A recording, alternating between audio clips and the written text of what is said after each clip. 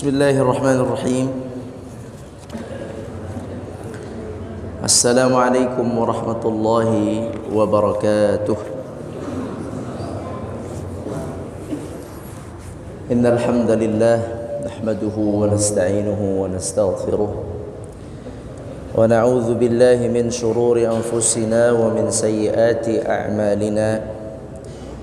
من يهده الله فلا مضل له ومن يضلل فلا هادي له أشهد أن لا إله إلا الله وحده لا شريك له وأشهد أن محمدا عبده ورسوله لا نبي بعده اللهم صل وسلم وبارك على نبينا محمد وعلى آله وأصحابه أجمعين أما بعد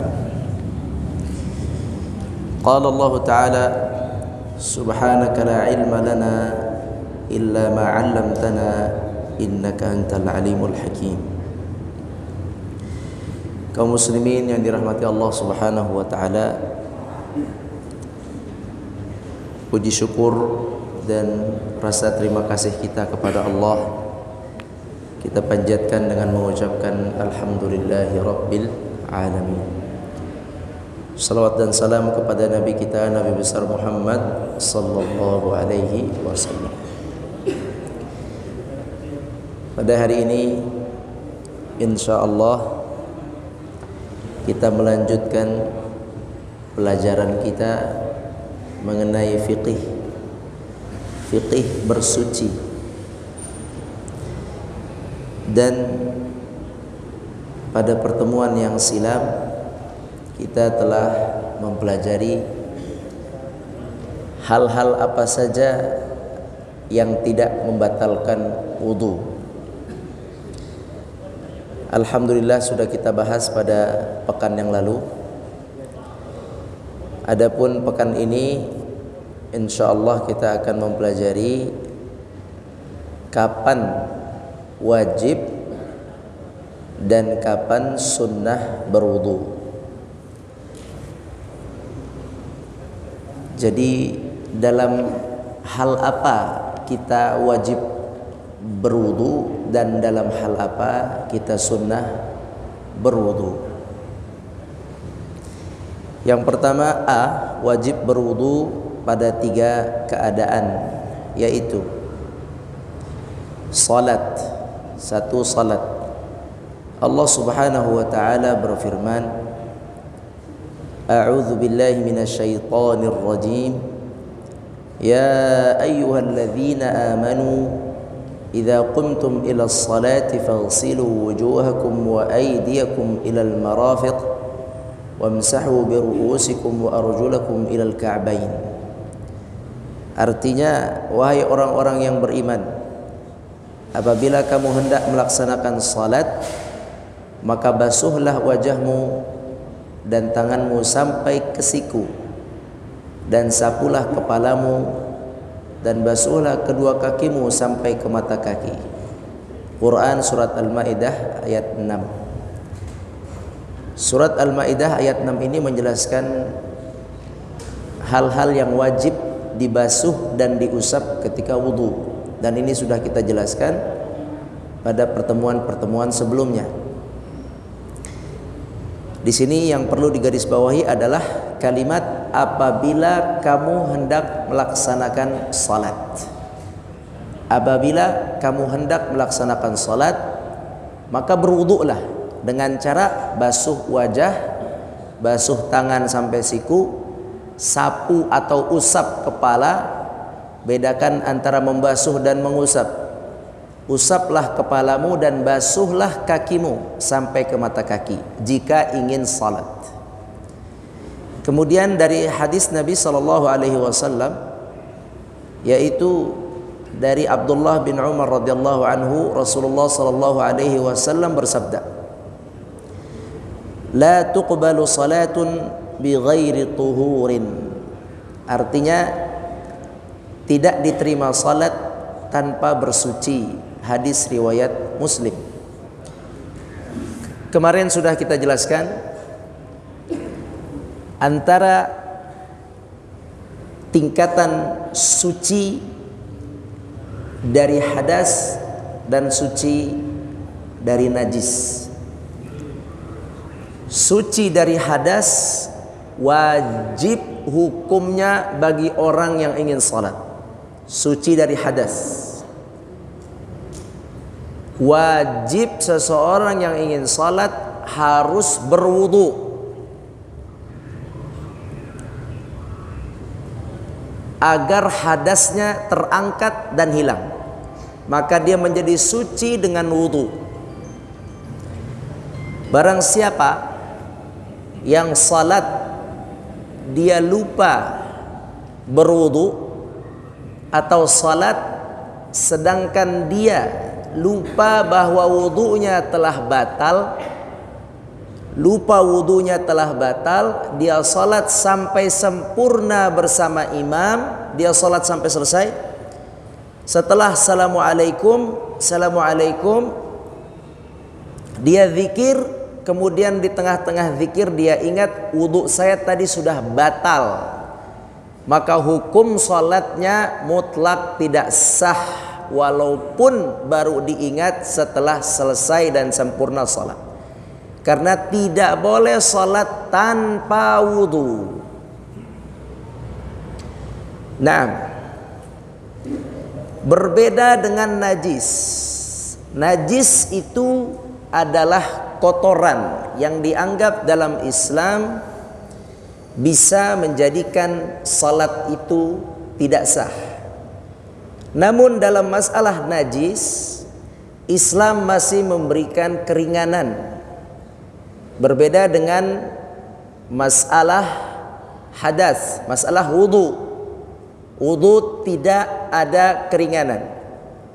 Harus berwudu sebelum salat, atau harus wudu ketika salat di tengah-tengah batal, keluarlah dari shaf dan wudu. Sedangkan najis boleh ditoleransi. Misal seseorang sakit di atas kasur rumah sakit, dia buang air seni menggunakan kateter, menggunakan alat, sehingga kasurnya pun terkadang terkena najis, baik najis air seni atau darah, di mana sulit membersihkannya. Membersihkan apa? Najis. Kondisi-kondisi sulit membersihkan najis masih bisa dimaafkan. Ingat ya, catatannya sulit membersihkan najis. Contoh, musafir pakai baju dan celana, hanya sisa satu. Semua baju celana, kopernya misalnya tertinggal. Baju celana di perjalanan kena najis, celana kena najis, mau dibersihkan tidak ada air.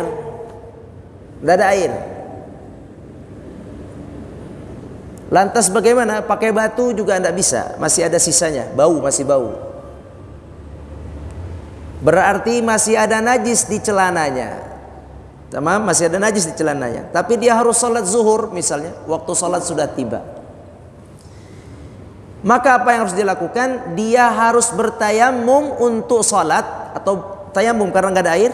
Tayamum untuk salat, walaupun baju najis, dia wajib salat. Catatannya tayamum, bersuci. Nah, bersuci. Seandainya seperti tadi, di atas tempat tidur sakit, ada kotoran najis di tempat tidurnya, bagaimana caranya? Berwudu, silakan wudu, dibantu oleh yang sehat. Kalau dia kuat berwudu, setelah itu dia salat walaupun ada najis. Ingat, keadaan ini keadaan hanya pada kondisi sulit menghilangkan najis. Tapi kalau mudah menghilangkan najis, wajib dihilangkan najis itu sebagai syarat sahnya salat. Bisa difahami? Tetapi kalau wudu tidak ada toleransi, tidak bisa. Oh, saya sakit, saya tidak wudu, tidak tayamum, tidak sah sholatnya, nggak boleh. Kalau sakit tidak boleh kena air, solusinya tayamum. Walaupun junub, mimpi, mohon maaf nih, mimpi atau berhubungan suami istri lagi corona, suami sakit, istri sakit, sama-sama corona, tapi syahwat naik. Udah kelamaan di karantina. Ini bukan cerita pribadi ya, ini contoh aja ini. Naam, dia ada dingin juga, panas dingin. Terkadang itu obat juga Pak, ya, panas. Akhirnya, mohon maaf ini, akhirnya suami istri berhubungan. Misalnya, kalau dia mandi, ini dia masih sakit ini, belum normal. Tapi dia junub dua-duanya. Bagaimana hukumnya? Nggak usah ragu. Kalau sakit tapi junub, langsung tayamum, selesai urusan.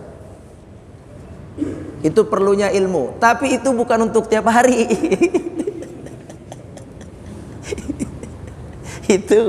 Itu hanya untuk kondisi-kondisi tertentu. Bisa dipahami ya? Itulah maknanya bersuci. Bersuci itu harus, tidak boleh tidak. Makanya dalam hadis ini, la tuqbalu salatun bighairi tuhur. Tidak diterima salat tanpa bersuci, tanpa wudu tidak ada salat, tidak diterima. Yang kedua, yang wajib berwudu, yang kedua adalah tawaf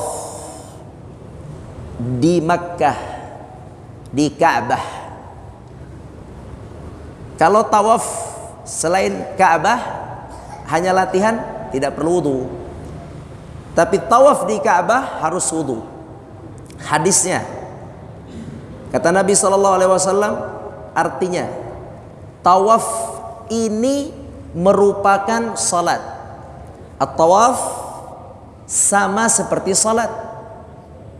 Hanya saja Allah membolehkan bicara dalam tawaf. Boleh bicara nanti yang berangkat umrah. Mudah-mudahan ada yang berangkat umrah dari jamaah ini, dari Masjid At-Thaibah, mudah-mudahan. Amin ya rabbal alamin. Ketika tawaf boleh bicara, halal, sah tawafnya. Tetapi di sini ada saran dari Nabi, maka sesiapa bicara saat tawaf, maka jangan bicara kecuali kebaikan. Makanya Bapak Ibu sekalian rahmati Allah, dalam tawaf itu kita tidak ada bacaan yang pakem, tidak ada bacaan khusus harus seperti ini, kalau tidak ini tidak sah, nggak ada dalam tawaf itu. Diam saja sah, ngobrol saja sah juga.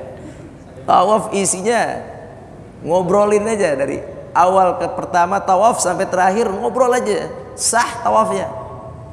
Tapi itu tawaf orang awam.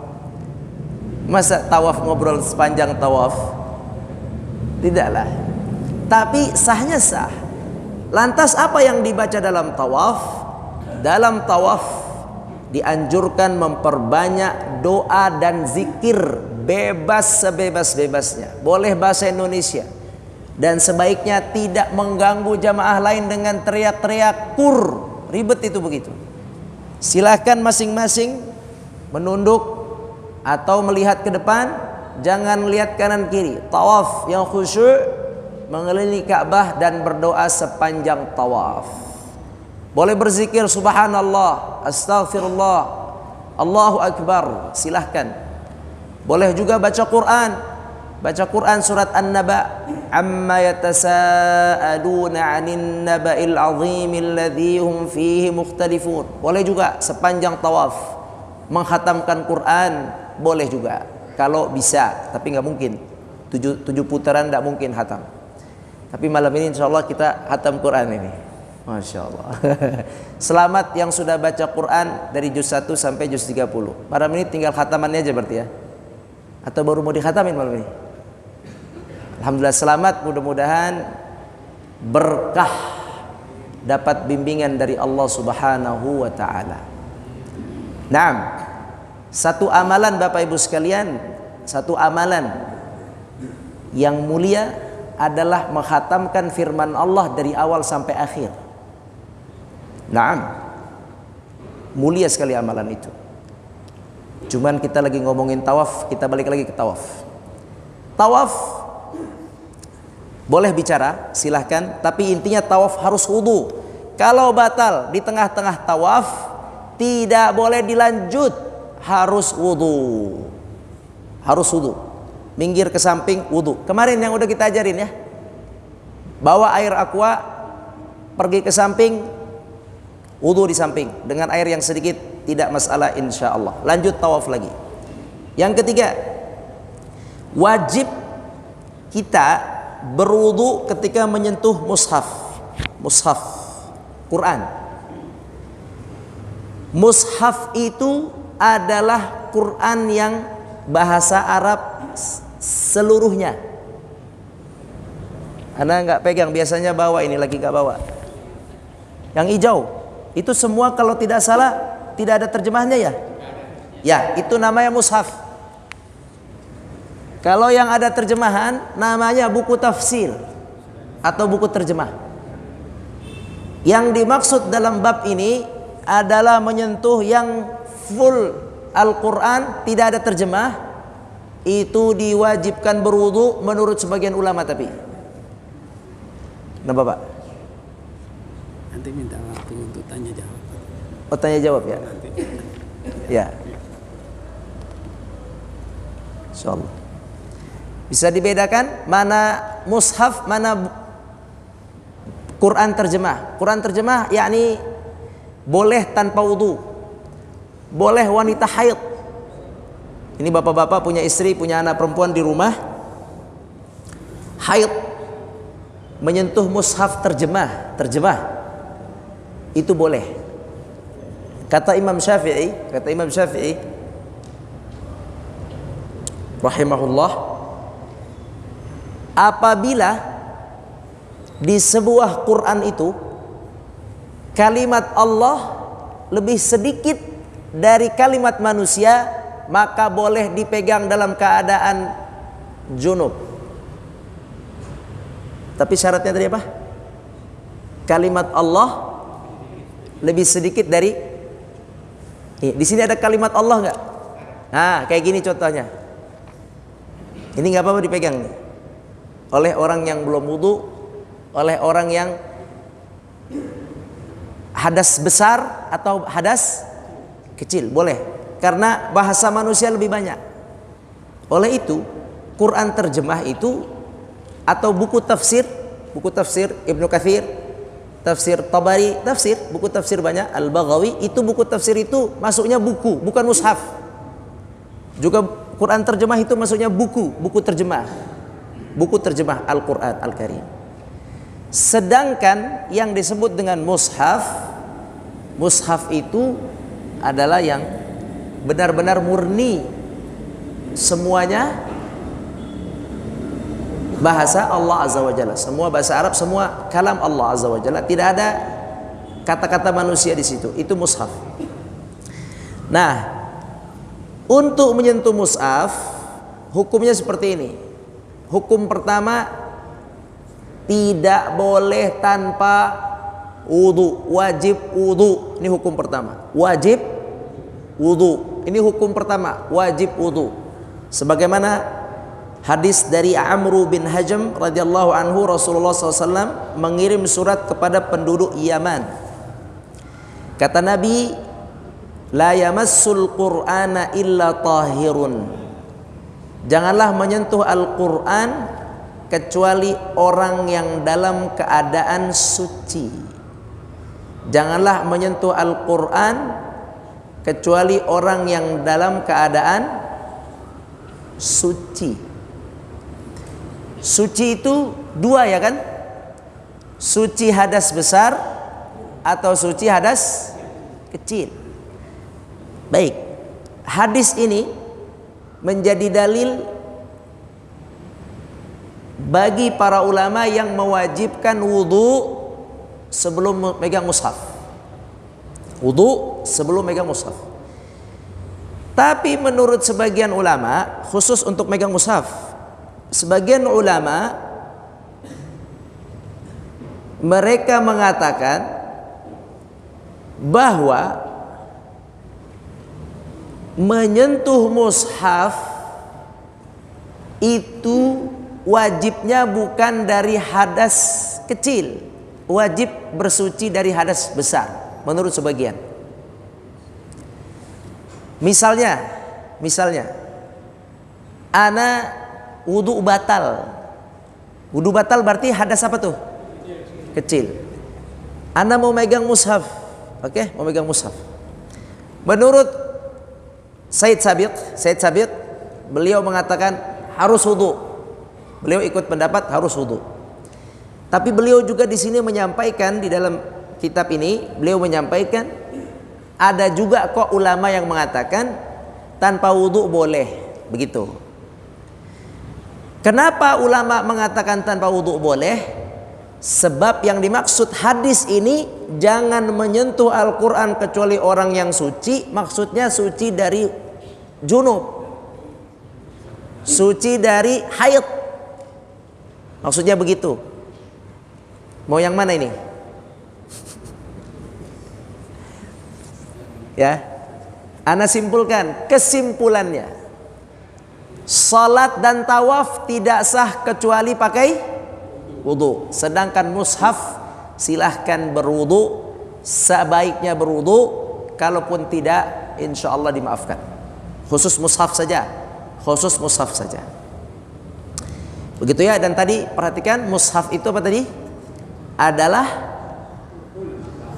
full bahasa Arab. Kalau yang terjemah itu bukan mushaf, itu mukanya namanya Quran terjemah, mushaf terjemah.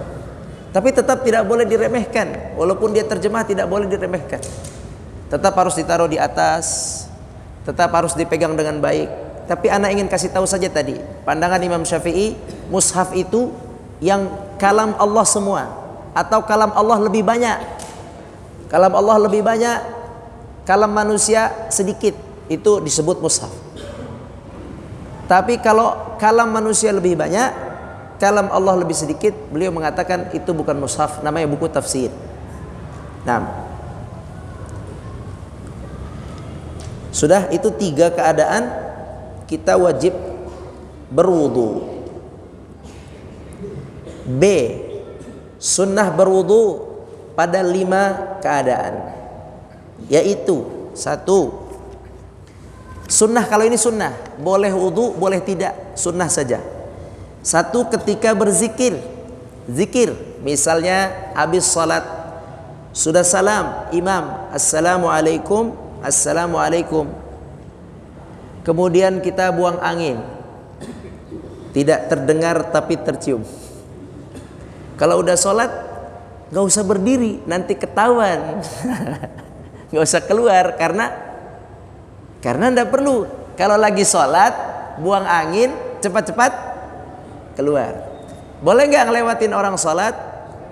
Boleh. Kemarin udah jelasin ya, bagaimana kakinya Aisyah berada di depan tempat sujud Nabi. Itu dalam keadaan tertentu, bukan sengaja. Jadi boleh melewati orang sholat. Kalau dari depan keluar ke belakang, wudu, silakan. Kalau sudah selesai sholat, assalamualaikum, assalamualaikum, buang angin, maka lanjutkan saja zikirnya. Karena tidak apa-apa berzikir itu tanpa wudu. Tapi kalau berwudu dulu lebih baik, sunnah. Berdasarkan dari hadis Al-Muhajir bin Qanfaz radhiyallahu anhu pernah mengucapkan salam kepada Nabi SAW. Nabi sedang berwudu. Al-Muhajir mengucapkan assalamualaikum warahmatullahi wabarakatuh. Namun Nabi tidak menjawab. Setelah selesai wudu, barulah Nabi SAW menjawab. Kemudian Nabi berkata, wahai Muhajir, tiada yang menghalangi saya untuk jawab salammu. Yakni saya lagi wudu, saya bisa jawab salammu, tapi saya karena aku tidak ingin menyebut Allah kecuali dalam keadaan suci. Yani Nabi tidak mau berzikir menyebut nama Allah, menjawab salam itu ada nama Allah. Waalaikumsalam warahmatullah. Nabi tidak mau menyebut lafaz Allah atau zikir kepada Allah kecuali dalam keadaan suci. Ini makanya hukumnya sunnah, kesempurnaan. Jadi silakan kalau mau berzikir, mau bersuci dulu boleh, mau tidak boleh. Terkadang begini, terkadang kita termasuk zikir itu baca Quran ya. Baca Quran itu zikir. Baca Quran perlu enggak bersuci? Tidak. Tidak perlu. Bedakan antara menyentuh mushaf dengan baca Quran. Enggak ada mushaf. Kalau Anda pegang mushaf, ini namanya menyentuh. Kalau Anda ini enggak pegang apa-apa, begini, Anda baca Al-Fatihah, ini namanya Anda membaca Quran. Baca Al-Ikhlas namanya Anda baca Quran. Baca Quran hukumnya berwudu lebih baik, tidak berwudu tidak apa-apa. Nah, baca Quran itu masuk zikir. Sedangkan posisi atau keadaan saat menyebut nama Allah atau berzikir, maka dibolehkan dalam keadaan apapun, baik jalan, berdiri, duduk maupun berbaring. Ini alhamdulillah, ini nikmat. Ini nikmat. Bapak-bapak sedang duduk bisa zikir. Bapak-bapak sambil jalan bisa zikir. Bapak-bapak sambil nyupir bisa zikir. Bapak-bapak sambil bertugas menjaga toko bisa zikir. Sambil bertugas menjaga lalu lintas bisa zikir. Sambil tugas menjaga di kantor bisa zikir. Alhamdulillah, zikir itu bisa dalam semua keadaan. Berdiri, duduk, tidur, semua bisa. Alhamdulillah. Tidak perlu ada aturan. Boleh menghadap kiblat, boleh tidak menghadap kiblat. Alhamdulillah, zikir itu bisa dengan sangat mudah. Alhamdulillah. Termasuk zikir adalah tadi membaca Al-Quran. Mungkin adik-adik di sini ada yang hafal Quran atau hafal beberapa surat, sambil adik-adik naik motor membaca Quran boleh, tidak masalah. Walaupun wudunya batal. Karena hukum baca Quran tidak wajib berwudu, sunnah saja berwudu. Nah, nomor 2, ketika hendak tidur disunnahkan sebelum tidur kita berwudu. Bila kamu hendak tidur, maka berwudulah seperti wudu ketika hendak salat, dan kemudian berbaring di rusuk kanan dan ucapkan doa. Rusuk kanan ini maksudnya berbaring seperti ini. Misalnya kita wudu, kita mau masuk ruang kamar, kita tidur, kita wudu. Belum pules, udah keluar lagi angin. Ya, orang Indonesia paling gampang keluar angin. Keluar angin lagi. Bagaimana ini? Wudu lagi atau tidak? Tidak usah. Cukup lanjutkan saja berbaring. Sudah lanjutkan. Sudah cukup tadi berwudunya ketika mau masuk kamar. Sudah cukup. Karena syarat sah tidur nggak harus wudu. Boleh tidur walaupun tidak berwudu. Jadi lanjutkan saja. Yang ketiga, bagi yang junub, ini sunnah. Aisyah radhiyallahu anha menceritakan, apa kata Nabi? Apa kata Aisyah? Apabila Nabi dalam keadaan junub, Nabi sallallahu alaihi wasallam, apabila Nabi sallallahu alaihi wasallam dalam keadaan junub, beliau hendak makan, hendak tidur, maka beliau pun berwudu. Sunnah.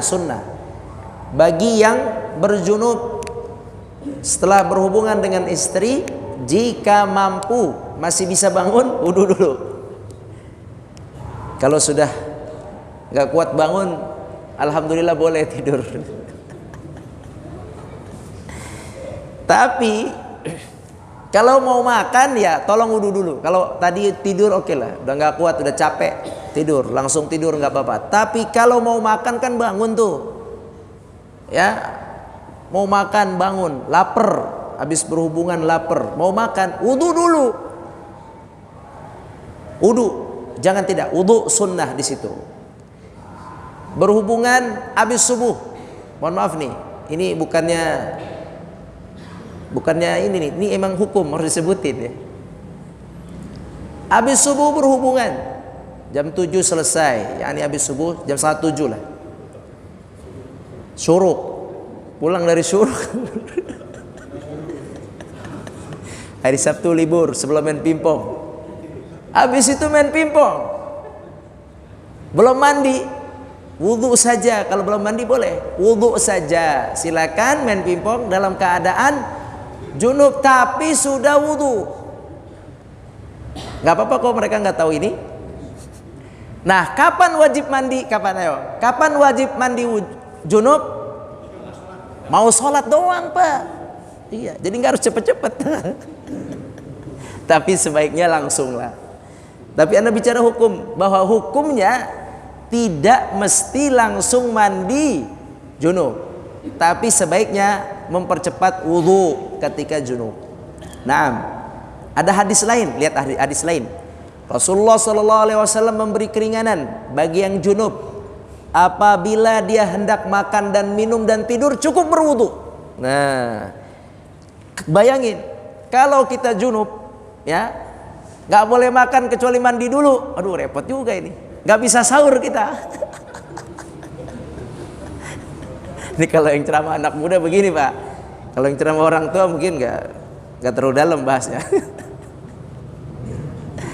Baik, karena ini keringanan. Jadi satu-satunya yang mewajibkan untuk mandi besar itu hanya salat fardu. Sisanya alhamdulillah. Boleh nanti. Boleh nanti, tapi dianjurkan wudu. Dah, sekarang nomor 4. Nomor 4 dari Aisyah radhiyallahu anha. Ini disunnahkan wudu sebelum mandi besar. Kita sudah belajar mungkin ya. Mandi besar. Jadi sebelum mandi besar, ini hadis ini menjelaskan tata cara mandi besar. Dibaca saja. Mandi besar itu simple, tidak ribet. Sunnahnya nanti ada, wajibnya ada. Intinya sebelum mandi wudu, begitu sunnahnya. Kalau lupa wudu langsung mandi tidak apa-apa, sah mandinya. Nanti kita bahas lebih dalam tentang tata cara mandi besar. Tapi di sini udah jelas tata caranya kok. Udah jelas di sini tata cara mandi besar. Yang kelima, nah sunnah juga yang kelima memperbarui wudu pada setiap sholat. Sholat isya mau wudu lagi silakan. Tidak juga boleh. Ada hadis Rasulullah SAW melaksanakan sholat-sholatnya pada hari penaklukan Mekah. Yakni Nabi SAW dari Madinah. Di Mekah itu kan orang kafir saat itu. Nabi masuk ke Mekah ingin menaklukkan Mekah. Apa bahasa Indonesianya nih? Menaklukkan Mekah supaya orang Mekah meninggalkan berhala, meninggalkan menyembah berhala dan masuk Islam semua. Itu namanya penaklukan kota Mekah atau Fathu Makkah namanya. Saat itu Nabi SAW sampai di malam hari, Pak. Malam hari terus subuh, zuhur, asar, maghrib, isya. Bayangkan subhanallah, Nabi salat dengan cukup satu wudu di pagi hari itu. Karena Nabi sampai Makkahnya malam. Subuh, zuhur, asar, maghrib, isya dengan satu wudu. Artinya boleh kita salat 5 waktu dengan satu wudu kalau belum batal. Tapi mau diperbarui, sunnah diperbarui. Yang terakhir kata Nabi, jika tidak memberatkan umatku, maka sungguh aku akan memerintahkan mereka berwudu setiap hendak sholat. Baik, Anda kira sampai di sini masih ada waktu 10 menit untuk sesi tanya jawab. Silahkan, barakallahu fikum. Wallahu a'lam.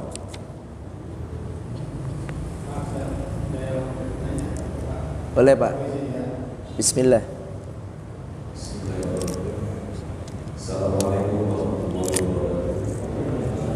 Waalaikumsalam warahmatullahi wabarakatuh.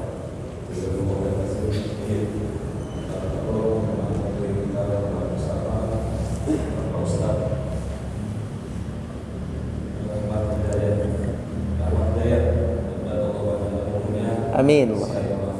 Amin. Iya, Pak. Apabila kita posisi sudah dulu, kemudian kita tutup status seperti ini, terus kesadaran ya, hiburan, mohon maaf langsung keluar chest, afwan banget. Terus kalau kita olah, nah kita diwajibkan wudhu lagi apa bisa sholat.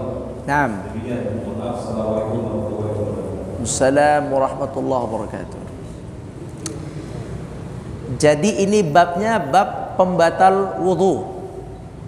Pembatal wudhu salah satunya adalah tidur.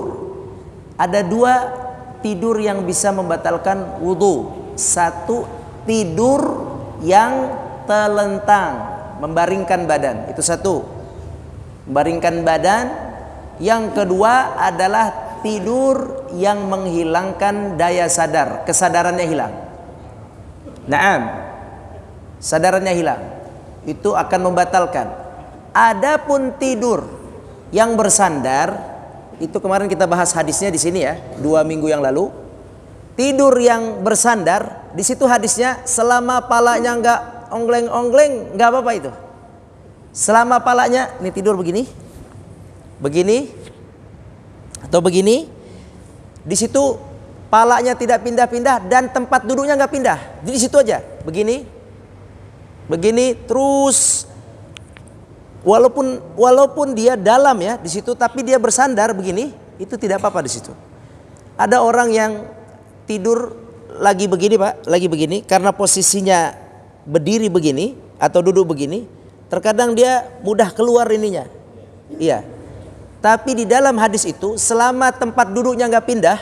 Misalnya dia nggak gini nih, juga air jatuh.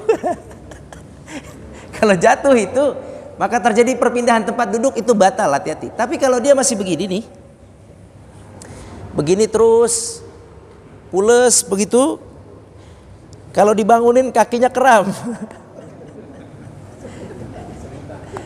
Itu kalau dari hadis yang kemarin kita baca, wallahu alam, itu dia tidak batal. Keluar liur, wallahu alam, seandainya keluar liur adalah tanda pules, maka bisa batal kalau dia tanda pules ya. Liurnya najis, tapi liurnya najis. Tapi kalau liur itu, saya tanya, liur itu tanda pules atau tidak ya? Hah?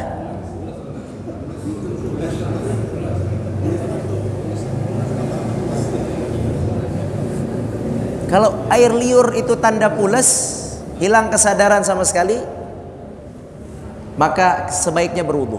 Sebaiknya berwudu. Mobil khusus Jumat ya Pak ya. Makasih Pak, betul. Jadi sebaiknya berwudu. Sebaiknya berwudu. Pak Abdullah, Ubaidillah, barakallahu fiik. Nah, sebaiknya berwudu.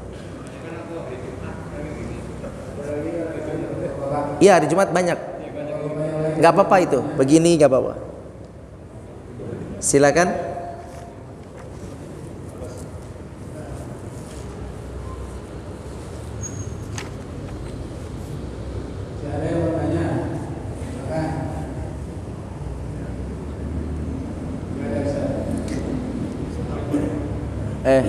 Assalamualaikum warahmatullahi wabarakatuh.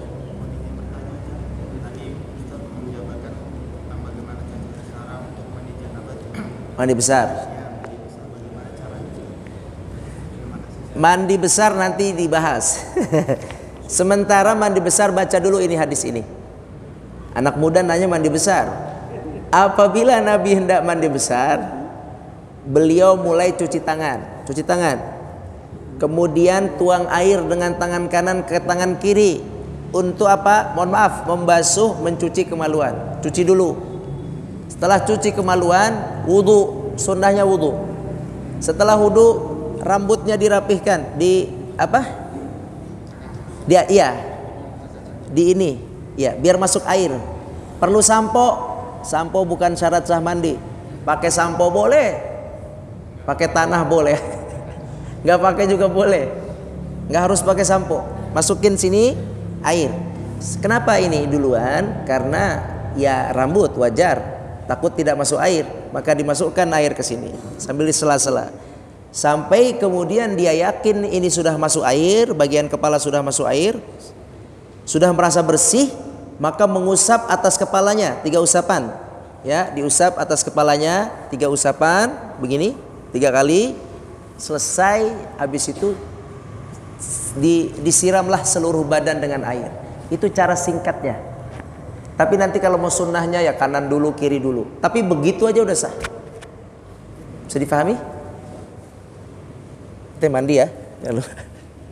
Begitu caranya. Nah, wallahu a'lam. Ada lagi? Nanti pas masuk bab ini pasti lebih detail lagi. Pas masuk bab mandi. Habis ini kayaknya tayamum. Habis wudu kita tayamum. Ada waktu 3 menit, silakan.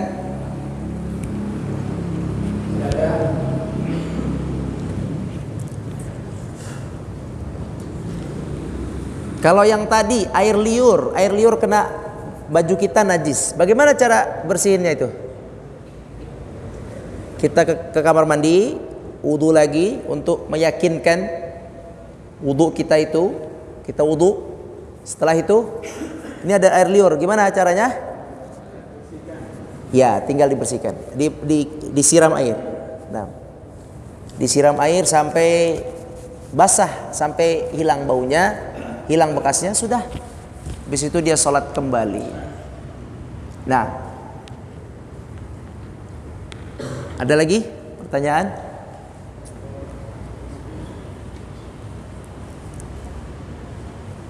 Atau ada tambahan?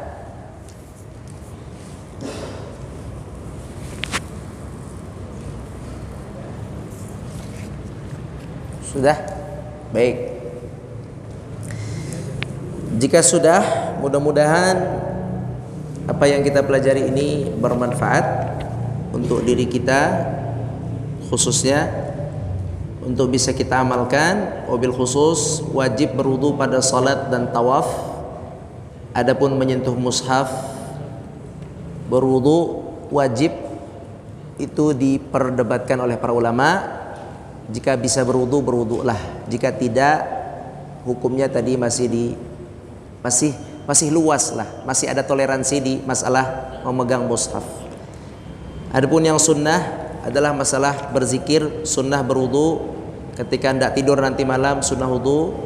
Bagi yang junub sunnah wudu, sebelum mandi besar sunnah wudu, setiap salat sunnah memperbarui wudu. Itulah sunnah-sunnahnya. Mudah-mudahan Allah mudahkan kita mengamalkannya. Wallahu a'lam. Aqulu qouli hadza wa astaghfirullah li wa lakum. Kita tutup dengan kafaratul majlis. Subhanakallahumma wa bihamdika asyhadu an la ilaha illa anta astaghfiruka wa atubu ilaik. Wassalamualaikum warahmatullahi wabarakatuh.